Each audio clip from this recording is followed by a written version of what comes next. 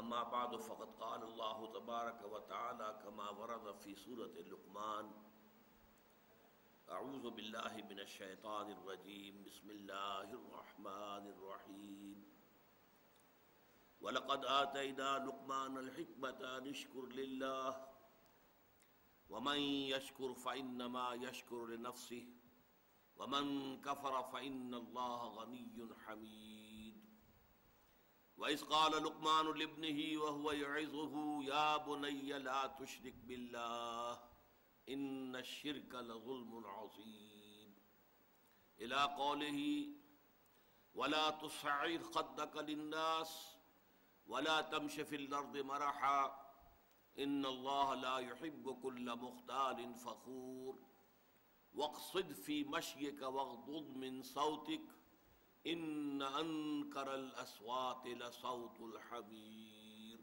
صدق اللہ العظیم۔ رب اشرح لي صدری ویسر لي امری واحلل عقدۃ من لسانی یفقہوا قولی۔ اللہم ربنا الہمنا رشدنا واعصمنا من شرور انفسنا، اللہم ارنا الحق حقا وارزقنا اتباعہ وارنا الباطل باطلا وارزقنا اجتنابہ، اللہم وفقنا لما تحب وترضى وتقبل منا فإنك خیر المتقبلین۔ اللہم ربنا آنس وحشتنا فی قبورنا وارحمنا بالقرآن العظیم، اللہم اجعلہ لنا اماما ونورا وہدى ورحمہ، اللہم ذکرنا منہ ما نسینا وعلمنا منہ ما جہلنا وارزقنا تلاوتہ آناء اللیل واطراف النہار واجعلہ لنا حجتا یا رب العالمین آمین۔ مطالعہ قرآن حکیم کے جس منتخب نصاب کا درس سلسلہ وار ان مجالس میں ہو رہا ہے، اس کا تیسرا درس سورہ لقمان کے دوسرے رکوع پر مشتمل ہے۔ اس درس کے ضمن میں بھی پہلے دو اسباق کی طرح چار امور جو ہیں وہ تمہیدی ہیں، انہیں نوٹ کر لیجئے، اور ان چیزوں کے حوالے سے آپ کو مطالعہ قرآن حکیم کے ضمن میں بہت سی بنیادی باتیں جو ہیں وہ معلوم ہوگی۔ آپ کو یاد ہوگا کہ پہلا درس ایک مکمل سورت پر مشتمل تھا، سورۃ العصر، اگرچہ وہ قرآن حکیم کی مختصر ترین سورتوں میں سے ایک ہے۔ پھر دوسرا درس ہمارا آیت البر، ایک آیت پر مشتمل تھا، اگرچہ وہ ایک آیت ہے لیکن قرآن حکیم کی 20 سورتوں سے اپنے حجم کے اعتبار سے بڑی ہے، اور سورۃ العصر سے تو تقریباً 3.5 گنا بڑی ہے۔ اب تیسری اصطلاح آ رہی ہے رکوع، یہ دوسرا رکوع ہے سورہ لقمان کا۔ پہلے اس اصطلاح کو سمجھ لیجئے۔ قرآن حکیم میں جو بڑی صورتیں ہیں انہیں تقسیم کیا گیا اس لحاظ سے کہ ایک رکعت میں نماز کی جتنا حصہ آسانی سے پڑھا جا سکے، اور وہ ایسا ہو کہ اس میں کہیں مضمون ٹوٹے نہیں، ایسا نہ ہو کہ بات بیچ میں رہ جائے اور امام رکوع کر دے۔ تو اس کے لیے یہ ہے کہ سورتوں کو رکوعوں میں تقسیم کیا گیا۔ یہ رکوع نماز کا رکوع، اور اسی سے رکعت بنتی ہے، اس لیے کہ یہ بات اگرچہ مختلف فی ہے اہل حدیث میں اور احناف کے مابین، لیکن احناف کے نزدیک بات یہی ہے کہ جس رکعت کیا رکوع انسان کو مل جائے گویا کہ اسے پوری رکعت مل گئی۔ اہل حدیث کو اس سے اختلاف ہے، تو رکعت کا تعلق گویا کہ رکوع سے ہے، اور اسی کے حوالے سے یہ بڑی صورتوں کو رکوعوں میں تقسیم کیا گیا۔ البتہ یہ نوٹ کر لیجئے کہ پہلے دونوں چیزیں جو ہم نے پڑھی ہیں، آیت اور سورت، یہ توقیفی ہیں، ان میں کسی کے اجتہاد کو کوئی دخل نہیں ہے، کسی کی ذاتی رائے کو کوئی دخل نہیں ہے، کسی گرامر کے اصول کو کوئی دخل نہیں ہے، بلکہ یہ چیزیں تو حضور کے بتانے پر موقوف ہیں، اس لیے توقیفی کہلاتی ہیں۔ رکوعوں کا معاملہ ایسا نہیں، یہ اجتہادی ہے، یہ دور صحابہ میں ان کا ذکر نہیں ہے، یہ بعد میں اصل میں، اور دور بھی وہ ہے کہ جو اگرچہ بعض اعتبارات سے تو ہماری تاریخ کا وہ سیاہ باب ہے۔ حجاج ابن یوسف کا زمانہ بڑا ظالم اور جابر شخص تھا، اور بہت سے تابعین کو اس نے شہید کرایا، لیکن بعض کام اس نے اچھے بھی کیے، ان میں سے مثلاً ایک یہ بھی تھا کہ قرآن مجید میں اس سے پہلے مصحف عثمان میں ابھی نہ نقطے لگے ہوئے تھے، نہ زبر زیر تھے، نہ آیتوں کے نشان تھے. یہ ساری چیزیں جو ہے وہ حجاج ابن یوسف کے زمانے میں ان کا اہتمام کیا گیا. اسی طریقے سے رکوع بھی اسی زمانے میں معین ہوئے. اور اس میں واقعہ یہ ہے کہ معلوم ہوتا ہے کہ اجتہاد سے کام لیا گیا، اجتہاد جہد سے بنا ہے، یعنی پوری کوشش کی گئی ہے کہ مضمون کے اعتبار سے تقسیم ہو. اگرچہ اس میں اختلاف کی گنجائش ہے، کسی جگہ پر ہم یہ سمجھ سکتے ہیں کہ یہ رکوع یہاں کی بجائے یہاں ختم ہوتا تو بہتر تھا، یا فلاں رکوع مضمون کے اعتبار سے فلاں آیت سے شروع ہوتا تو بہتر تھا. اس رائے کے اختیار کرنے میں کوئی حرج نہیں، بیان کرنے میں کوئی حرج نہیں، اس لیے کہ یہ توقیفی امور نہیں ہے، یہ حضور کے بتانے پر نہیں ہے، بلکہ یہ تو ایک اجتہادی معاملہ ہے. اجتہادی معاملے میں اختلاف کی گنجائش ہوتی ہے. اب یہ نوٹ کر لیجئے کہ قرآن حکیم کی 36 صورتیں جو ہیں وہ صرف ایک ایک رکوع پر مشتمل ہیں. سورہ فاتحہ 7 آیتیں، ایک رکوع، اور آخری پارے کی کل صورتیں 37 ہیں، ان میں سے 35 ایک ایک رکوع کی، اس لیے کہ وہ آسانی سے ایک رکعت میں سب پڑھی جا سکتی ہیں. آخری 10-12 صورتیں تو بہت ہی چھوٹی ہیں، لیکن اس سے پہلے بھی جو صورتیں ہیں تو سورہ عبسہ وتولیٰ سے شروع ہو کر وہ ایک رکعت میں آسانی سے پڑھی جا سکتی، وہ سب ایک ایک رکوعوں پر مشتمل ہیں. پھر 2-2 رکوعوں پر، 3-3 رکوعوں پر، 4-4 پر، 5-5 پر. جو بڑی صورتیں ان میں سمجھیے کہ 2 صورتیں ہیں جو 20-20 رکوعوں پر مشتمل ہے، ایک مکی ایک مدنی. اسی طریقے سے 2 صورتیں ہیں کہ جو 24 رکوعوں پر مشتمل ہیں، ان میں بھی ایک مکی ہے ایک مدنی ہے. اور پھر 24 کے بعد لمبی چھلانگ ہے، سب سے بڑی صورت قرآن مجید کی جو ہے سورہ بقرہ، وہ 40 رکوعوں پر مشتمل ہے.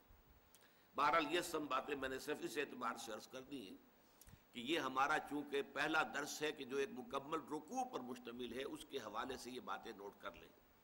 اس ضمن میں ضمنی طور پر ایک بات اور جان لیجیے، جو پاروں کی تقسیم ہے یہ بھی بہت بات کی ہے، بلکہ اس کے بارے میں تو پتہ نہیں چلتا کس دور میں کی گئی ہے.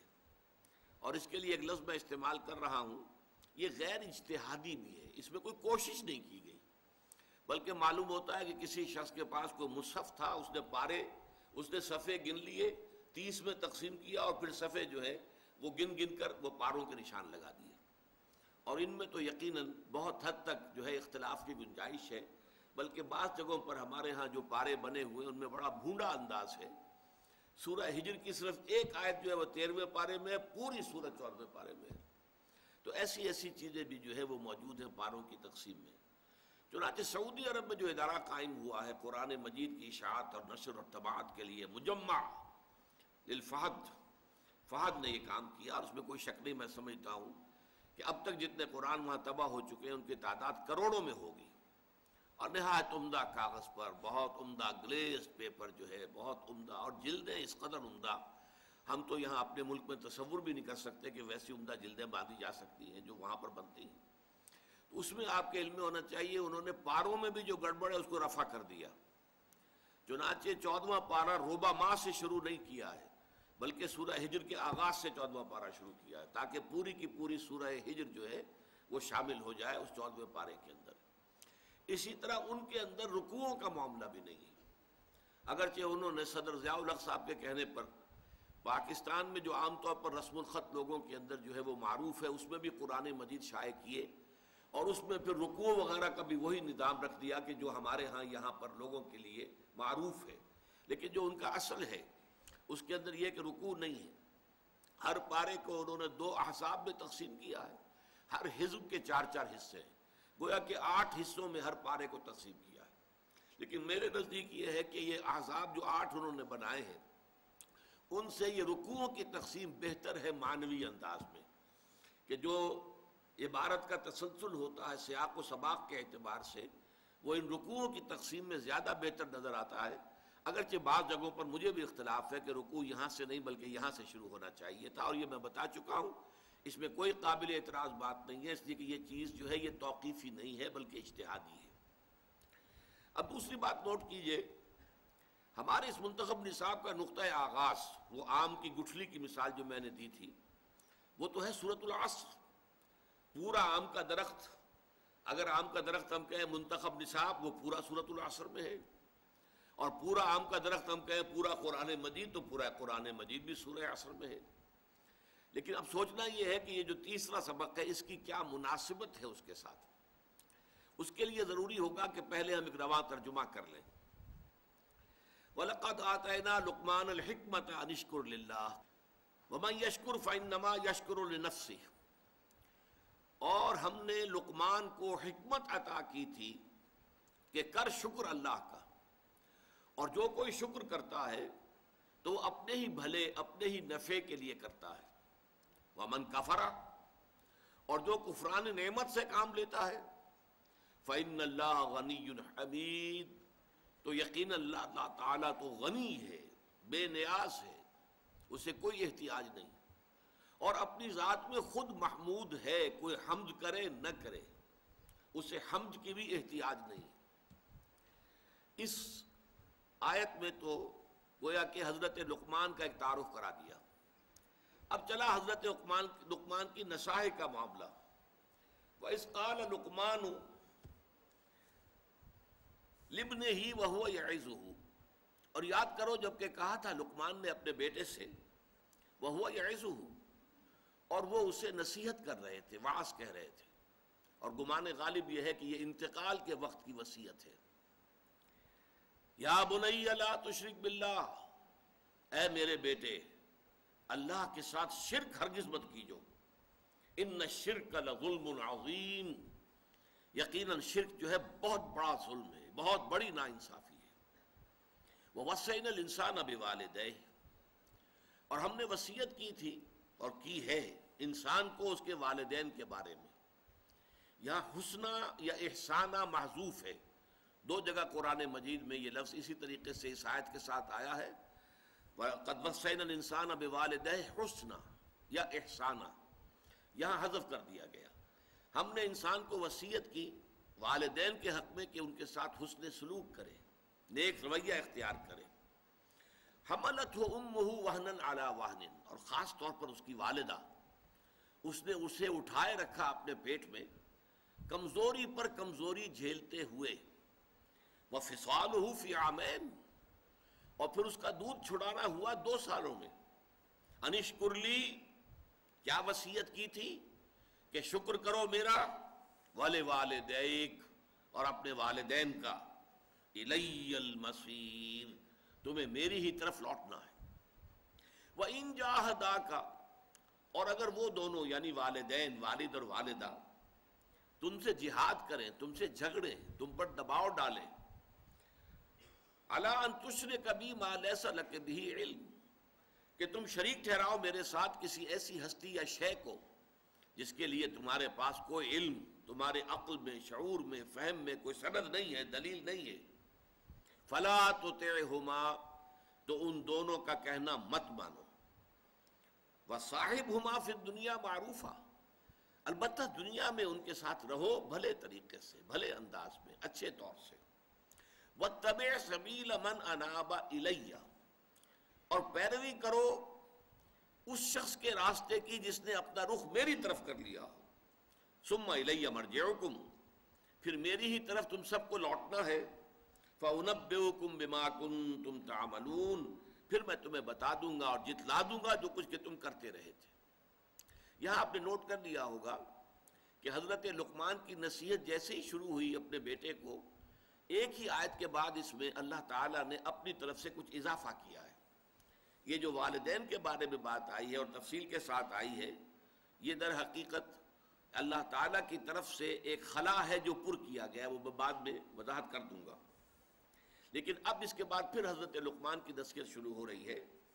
یا بنیا، اے میرے بچے، انہا ان تکو مثقال حبۃ، اگر ہو وہ یعنی عمل انسان کا، خواہ وہ نیکی کا ہو بدی کا ہو، بھلا ہو برا ہو، پھر یہ کہ وہ رائی کے دانے کے ہم وزن ہو. مثقال حبۃ من خردل، خردل رائی، بہت ہی دانہ چھوٹا ہوتا ہے، رائی کے دانے کے ہم وزن ہو نیکی یا بدی.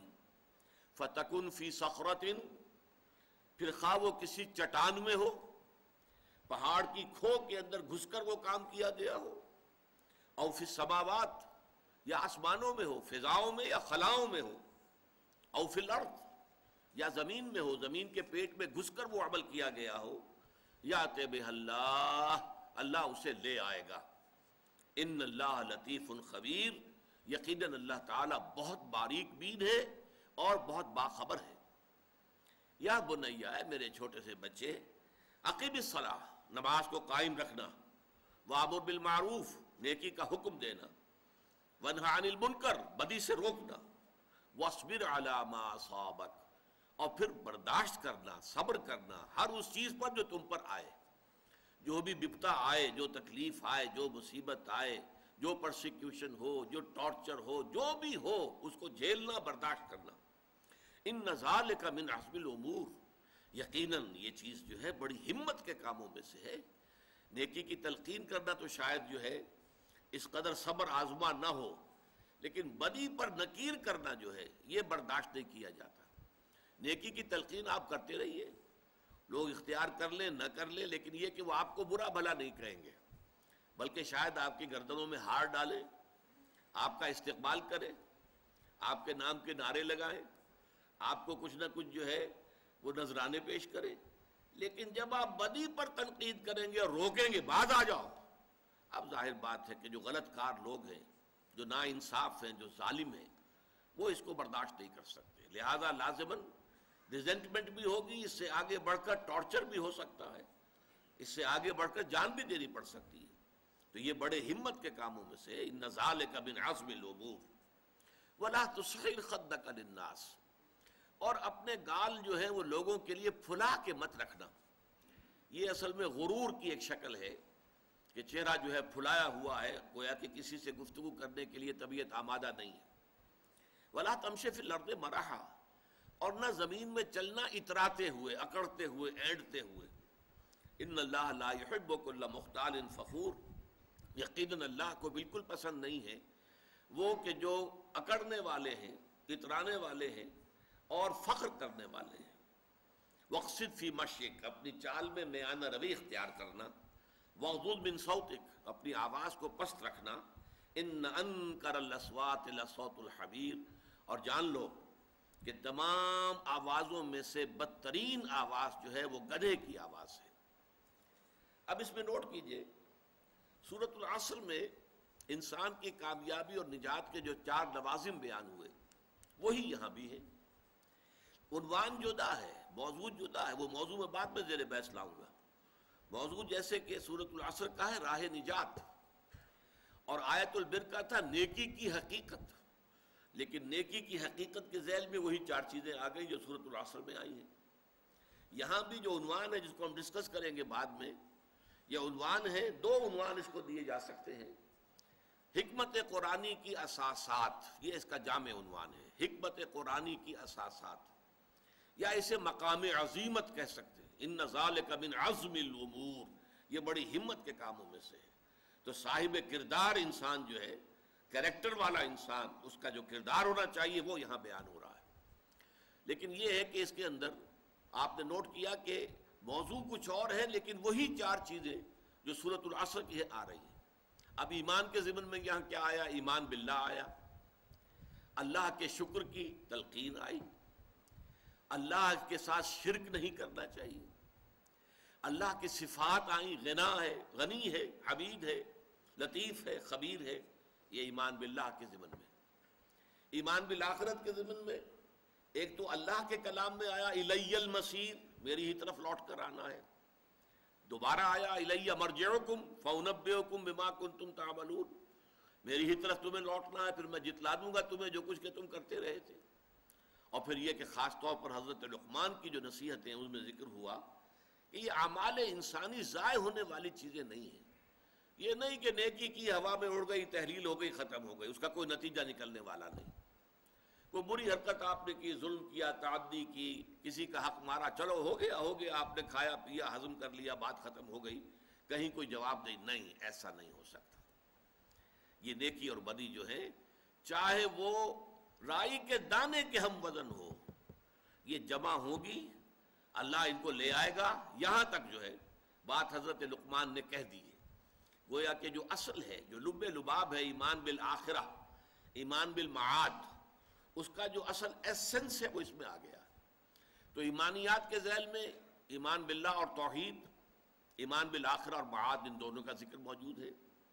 اعمال صالحہ میں حسن سلوک کرنا والدین کے ساتھ، ان کے ساتھ حسن معاشرت، اگرچہ اگر وہ غلط بات کے لیے کہے، شرک پر دباؤ ڈالے کہ شریک کرو کسی کو اللہ کے ساتھ تو مت مانو، لیکن اس کے باوجود حسن سلوک، ان کے ساتھ معاملہ جو ہے حسن معاشرت کا جاری رکھنا ہے۔ پھر نماز قائم کرو، یہ گویا کہ اعمال صالحہ میں سے الصلاۃ و عماد الدین جیسا کہ ہم پڑھ چکے ہیں، اس کے حوالے سے یہاں پر اس کا ذکر آ گیا۔ پھر یہ کہ خاص طور پر جو ایک میچور انسانی شخصیت ہوتی ہے، اس کی جو کیفیات ہے، اس میں فقر اور غرور کی بجائے تواضع ہونی چاہیے۔ اس میں بجائے ریاکاری کے انسان جو ہے وہ اپنی نیکی کو چھپانے کی کوشش کرتا ہے، بجائے اس کے کہ اس پر اظہار فخر کرے، نہیں، نہ لوگوں پر دھونس جمانے کی کوشش کرتا ہے، اس کے اندر تواضع ہوتی ہے، تذلل ہوتا ہے۔ اسی طریقے سے میانہ روی، یہ بھی ایک بڑی میچور انسانی شخصیت کا جو ہے وہ اس کا مظہر ہے۔ اور پھر اسی طریقے سے یہ جو ہے آواز کا پست رکھنا، خاص طور پر یہاں پہ اس کا ذکر جب ہم تفصیل سے ہم پڑھیں گے تو بات سامنے آ جائے گی۔ اس کا اصل میں معاملہ ہے جب کہیں آپ کی بحث ہو رہی ہو کسی سے، کوئی آپ کا جھگڑا ہے، اس میں آپ آرگو کر رہے ہیں، تو بسا اوقات آپ نے دیکھا ہوگا جب ایک فریق یہ محسوس کرتا ہے کہ میرا پہلو گر رہا ہے دلیل کے اعتبار سے، تو وہ اپنی آواز بلند کر دیتا ہے، وہ زور سے بولنا شروع کرتا ہے تاکہ آواز کی بلندی سے وہ اپنے موقف کی کمزوری جو ہے اسے کمپنسیٹ کرے، اس کی تلافی کرے۔ یہ ہے وہ شے کہ جس سے یہاں روکا گیا ہے، ورنہ بسا اوقات بلند آوازی کی ضرورت ہوتی ہے۔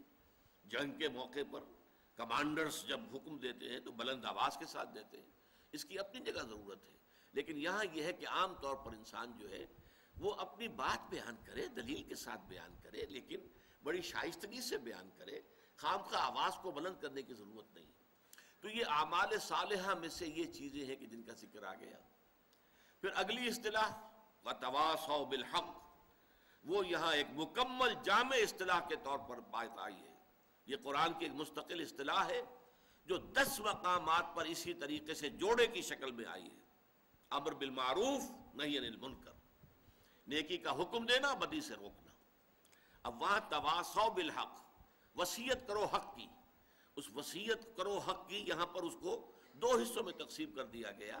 جو نیکی ہے، بھلائی ہے، حق ہے، اس کا پرچار کرو، اسے پھیلاؤ، لوگوں کو اس کی تشویق دلاؤ، ترغیب دو، اور جو بدی ہے، برائی ہے، اس سے روکو، مشورے کے درجے میں بھی روکو، نصیحت کے درجے میں بھی روکو، اور طاقت ہو تو ہاتھ سے روکو، جیسے کہ حدیث میں آتا ہے من رآ منکم منکرا فلیغیرہ بیدہ فإن لم یستطع فبلسانہ فإن لم یستطع فبقلبہ وذلک اضعف الایمان۔ تم میں سے جو شخص بھی کسی بدی کو دیکھے، اس کا فرض ہے کہ اسے طاقت کے ساتھ روکے، ہاتھ سے روکے، اور اگر اس کی طاقت نہ رکھتا ہو تو زبان سے روکے، کہے تو صحیح کہ خدا کے بندو باز آ جاؤ اس کام سے، یہ غلط ہے، یہ حرام ہے، کیوں اللہ تعالیٰ کے غضب کو دعوت دے رہے ہو۔ اور اگر اس کی بھی استطاعت نہ ہو، حالات ایسے ہو گئے ہوں کہ کلمہ حق زبان سے نکالنا بھی ناممکن ہو جائے، زبانیں گدیوں سے کھینچی جا رہی ہو صرف کلمہ حق کے کہنے سے، تو کم سے کم یہ کہ دل میں اس کا برا جاننا، صدمے کا ہونا، انسان اندر کوفت محسوس کرے، اندر ہی اندر کم سے کم وہ پیچ و تاب کھائے، یہ کیا ہو رہا ہے، کیوں ہو رہا ہے، اور اس پر اسے تعسف ہو، رنج ہو، افسوس ہو کہ میں کچھ کر نہیں پا رہا، میں اس کے خلاف آواز بھی نہیں اٹھا پا رہا، کجا یہ کہ اس کو ہاتھ سے روکوں۔ فرمایا وَذَلِكَ أَضْعَفُ الْإِيمَانِ، یہ ایمان کا کمزور ترین درجہ ہے، یعنی اگر یہ بھی نہیں ہے تو پھر ایمان ہے ہی نہیں۔ وائے ناکامی متاع کارواں جاتا رہا، کارواں کے دل سے احساس زیاں جاتا رہا، یہ تو گویا کہ پھر آخری درجے میں گویا کہ ایمان کے فقدان کی علامت ہے۔ اور اس کے بعد جو سورۃ العصر کی آخری شے ہے وَتَوَاصَوْا بِالصَّبْرِ، یہاں وہ بات بھی آ گئی وَاصْبِرْ عَلَىٰ مَا أَصَابَكَ۔ اب یہاں پر بڑی شاندار انداز میں بات آئی، جو شے بھی آئے، جو بیتے جھیلو، جو برداشت کرنا پڑے صبر کے ساتھ برداشت کرو، جو تکلیف آئے اسے برداشت کرو، جو قربانی دینی پڑے اس کے لیے تیار رہو، جان دینی پڑے تو دو۔ آخر سقراط نے جان دے دی تھی نا، کس بات پر؟ کہ بعض چیزیں جنہیں وہ حق سمجھتا تھا، معاشرے نے کہا کہ تم اگر یہ باتیں صرف اپنے دل میں رکھو تو ہم تمہیں کچھ نہیں کہیں گے، پرچار نہیں کر سکتے تم اس کا، تواصی بالحق نہیں کر سکتے. زبان بند رکھو تو زندہ رہ سکتے ہو، اور اگر تم زبان بند نہیں رکھ سکتے تو یہ زہر کا پیالہ ہے. یہ عدالت کے اندر بات ہوئی ہے. یہ زہر کا پیالہ رکھا ہوا، ابھی اس کو پی لو اور اپنی زندگی ختم کر دو. دیر اینڈ دین اس نے وہ زہر کا پیالہ انڈیل لیا اپنے حلق میں اور جان دے دی کہ میرے لیے زندگی جو ہے وہ بیکار ہے اگر میں حق کا پرچار نہ کر سکوں. لہذا اس کے لیے اگر جو ہے انسان کو جان دینی پڑے جان دو. رسولوں نے کیسی کیسی تکلیفیں جھیلی ہیں آپ کو علم ہے. حضور نے کیسے کیسے مصائب برداشت کیے ہیں. یہ سب کیا ہے؟ حق کی دعوت کے ضمن میں. آخر کوئی اور جھگڑا تو نہیں تھا، کوئی جائیداد کا جھگڑا نہیں تھا قریش سے، کوئی اور جو زن زر اور یہ جو آج کل ہمارے ہاں مشہور ہیں 3 چیزیں جن پر کہ یہ جو جھگڑے ہوتے ہیں قتل ہوتے ہیں، ان میں سے تو کوئی شے نہیں تھی. لیکن یہ ہے کہ حق کی بات کہنے پر جو بھی تھا جو ان کو گوارا نہیں تھا. تو یہ آپ نے دیکھا کہ یہ ہمارے منتخب نصاب کا بہت ہی مناسب تیسرا درس ہے. اب آئیے نمبر 4. جیسے آیت البر میں ہم نے دیکھا تھا، بلکہ ابھی تو نمبر 3 پر ہمیں آنا ہے. اس کا موضوع کیا ہے؟ میں نے عرض کیا تھا حکمت قرآنی کی اساسات. یہ ذرا ثقیل موضوع ہے، اس پر تھوڑی سی توجہ کو آپ بھی مرکوز کیجئے جو کچھ میں کہہ رہا ہوں. دیکھیے حکمت کسے کہتے ہیں؟ حکمت عقل کی اور انسان کی دانش کی وہ پختگی کی کیفیت ہے جس سے کہ اصابت راہ پیدا ہو جائے اور انسان صحیح کو صحیح سمجھے، غلط کو غلط سمجھے. یہ صلاحیت جو ہے پیدا ہو جانا انسان کے اندر، یہ حکمت ہے، دانائی ہے. اس کے مقابلے کا ایک لفظ آتا ہے فلسفہ. حکمت اور فلسفے میں فرق کیا ہے؟ فلسفے کی ساری بنیاد جو ہے وہ عقل پر ہے اور منطق پر ہے. اور چونکہ یہ منطق جو ہے انسان کی، یہ انسان کے حواس خمسہ سے جو معلومات حاصل ہوتی ہیں، جو ہماری عقل میں، ہمارے اس کمپیوٹر میں فیڈ ہوتی ہیں، انہی کی بنیاد پر ہماری منطق ہے. بول چال اسی پر ہے، اسی کے اصول بنے ہوئے ہیں. تو عقلی اور منطقی جو سفر ہوتا ہے صرف اس کائنات کی بڑی گتھیوں کو سلجھانے کے لیے کہ اس کی حقیقت کیا ہے، خیر کی حقیقت کیا ہے، شر کی حقیقت کیا ہے، وجود کی حقیقت کیا ہے، یہ بڑے بڑے مسائل ہیں. انسان کی حقیقت کیا ہے، یہ آیا حیوان ہے یا کچھ مختلف ہے، مختلف ہے تو کس اعتبار سے ہے. زندگی کی حقیقت کیا ہے، صرف زندگی یہی ہے جو اس دنیا کی ہے یا اس کے بعد بھی کوئی زندگی ہے. یہ مسائل ہیں، ان پر انسان صرف عقل کی روشنی میں اگر غور کرتا ہے تو اس کا نام فلسفہ ہے. فائلولوجی کہتے ہیں the science of languages. Philosophy, یہ فلسفی جسے ہم کہتے ہیں، philosophy, sophy wisdom, wisdom based on language.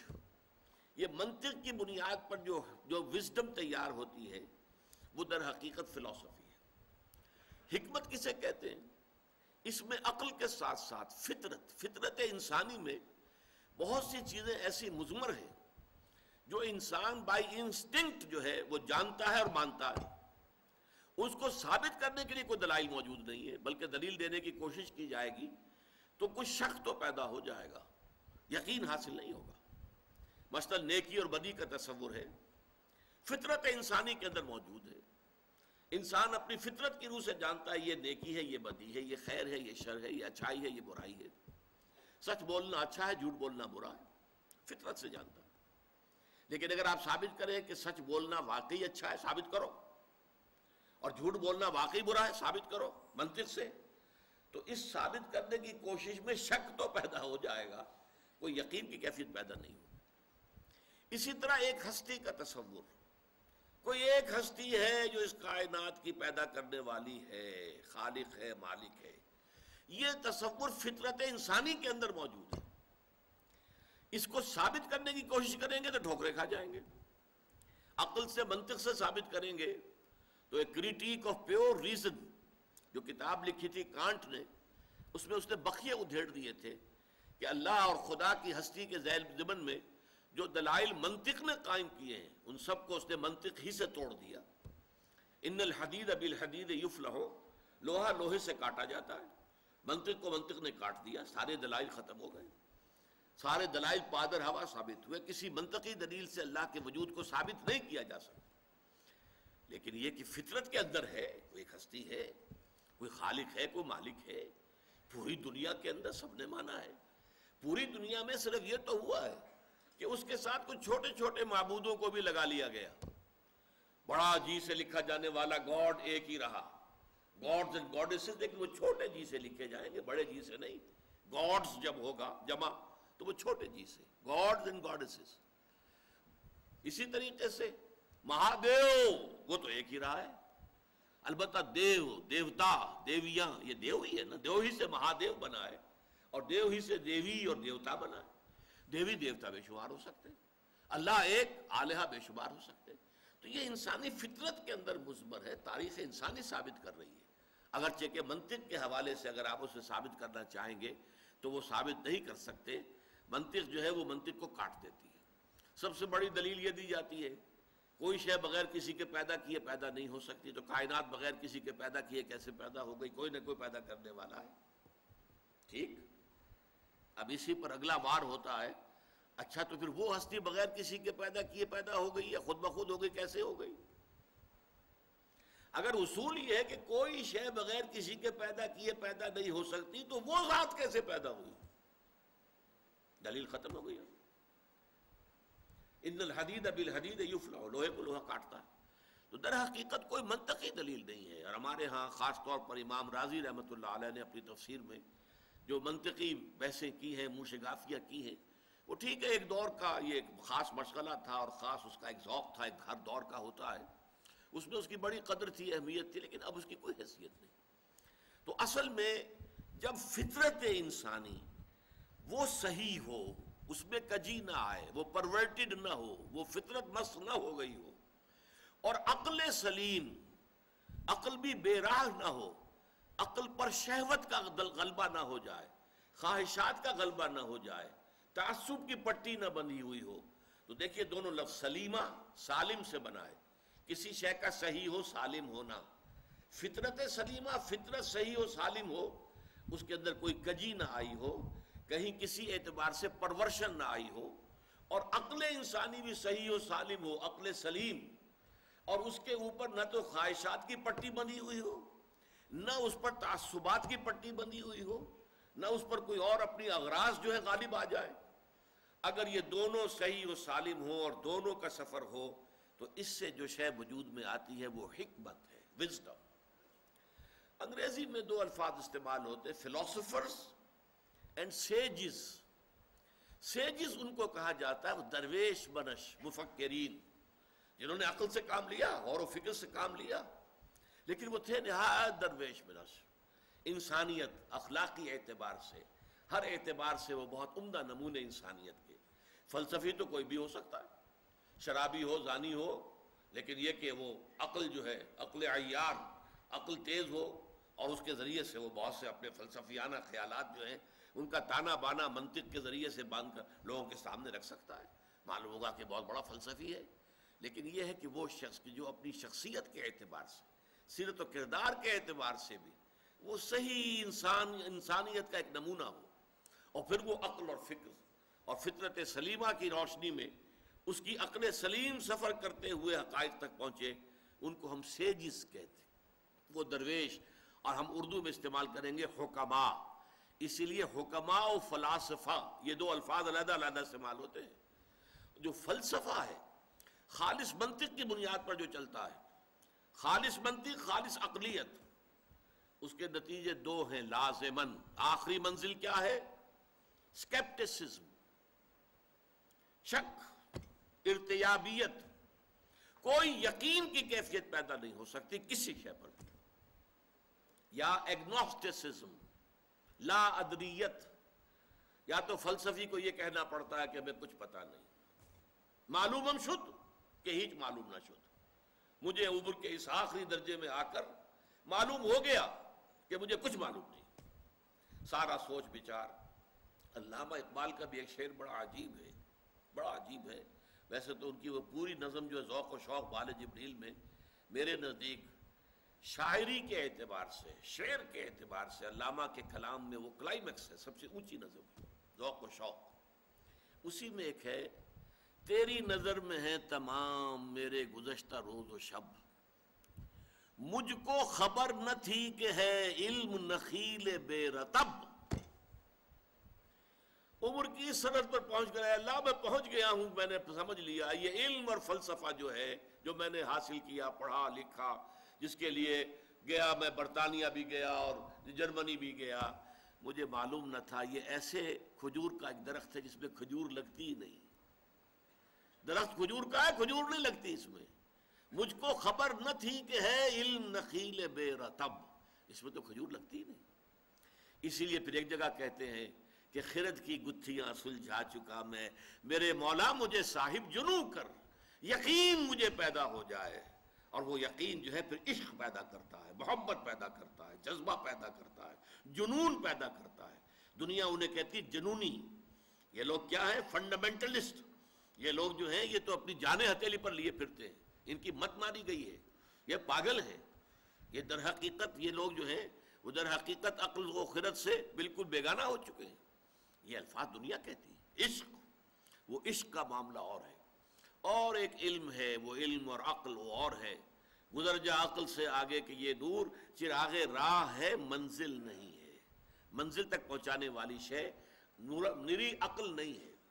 ہاں عقل بہت بڑی شے ہے، بہت بڑی شے ہے، بہت بڑی شے ہے، بشرطے کہ فطرت صحیح ہو، فطرت سلیمہ ہو، فطرت میں کجی نہ ہو، فطرت اپنی صحت پر برقرار ہو، فطرت پرورٹ نہ ہوئی ہو، اور اب عقل کام کرے، عقل سلیم۔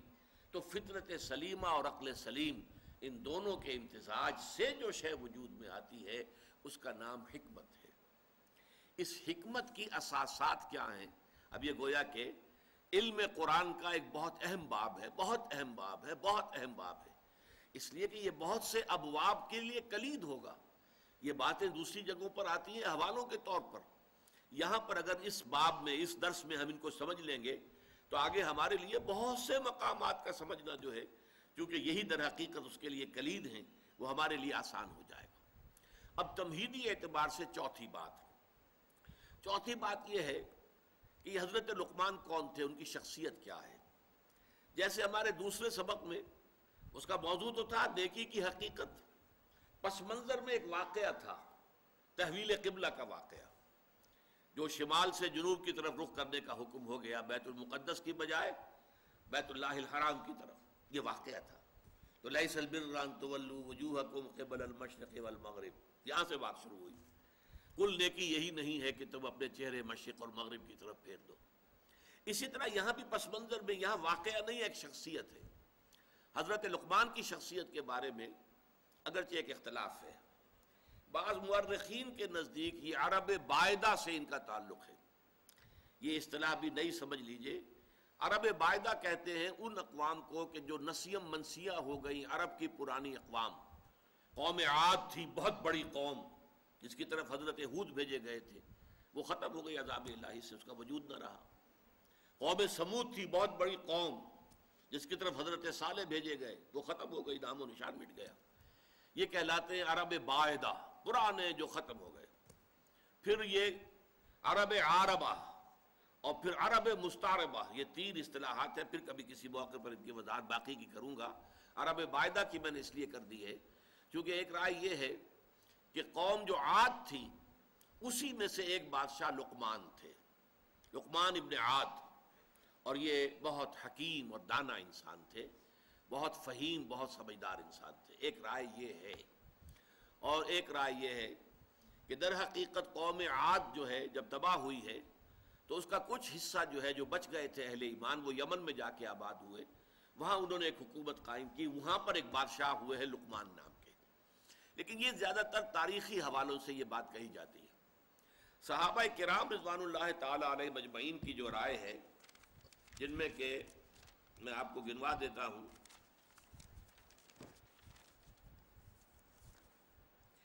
ابو ہریرہ رضی اللہ عنہ، ابن عباس رضی اللہ تعالی عنہما، جابر بن عبداللہ انصاری رضی اللہ تعالی عنہ، پھر یہ کہ تابعین میں سے سعید ابن مسیب، مجاہد، اکرمہ رحمۃ اللہ علیہم، ان سب کی رائے یہ ہے کہ یہ اصل میں سوڈان کے رہنے والے سیاہ فام انسان تھے، اور سوڈان کا جو شمالی کنارہ ہے نوبیا کہلاتا ہے، وہ تقریباً مصر اور سوڈان کے درمیان پڑتا ہے، وہاں کے رہنے والے تھے، پیشے کے اعتبار سے کارپینٹر تھے، اور یہ آ کر عرب میں آباد ہو گئے تھے۔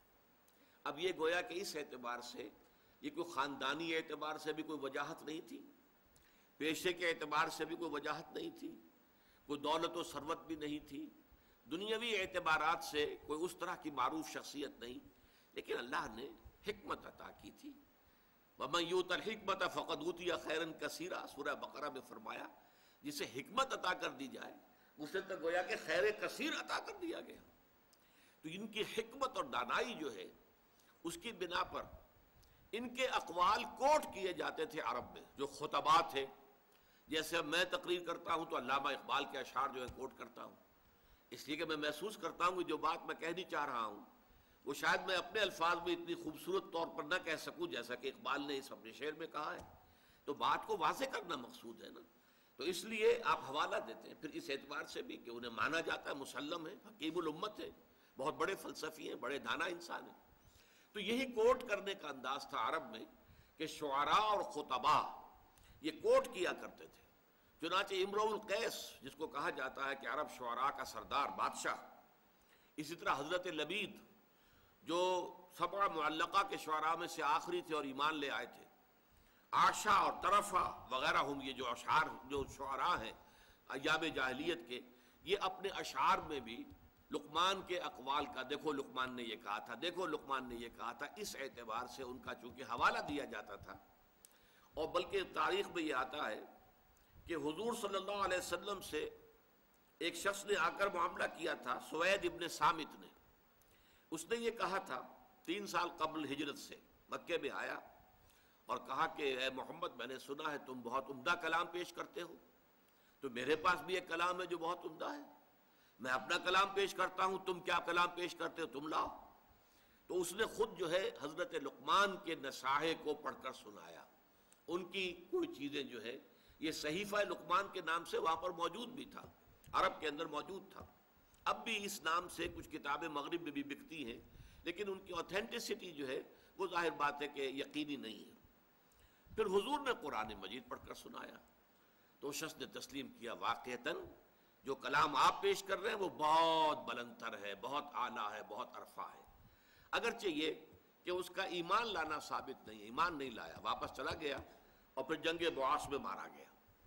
بہرحال قرآن مجید میں اسی انداز سے اتمام حجت کے طور پر پیش کیا جا رہا ہے حضرت لقمان کی نصائح کو کہ دیکھو لوگوں، اے قریش کے لوگوں، جن باتوں کی تعلیم محمد تمہیں دے رہے ہیں صلی اللہ علیہ وسلم، جن باتوں کو ماننے کی دعوت دے رہے ہیں، تم جسے ایک حکیم اور دانا انسان سمجھتے ہو، جس کے اقوال کو تم کوٹ کرتے ہو، تمہارے خطباء اور شعراء جس کا حوالہ دیتے ہیں، اس کی بھی بنیادی تعلیم وہی تھی کہ جو آج محمد پیش کر رہے ہیں صلی اللہ علیہ وسلم۔ بارک اللہ لی ولکم فی القرآن العظیم ونفعنی وإیاکم بالآیات والذکر الحکیم۔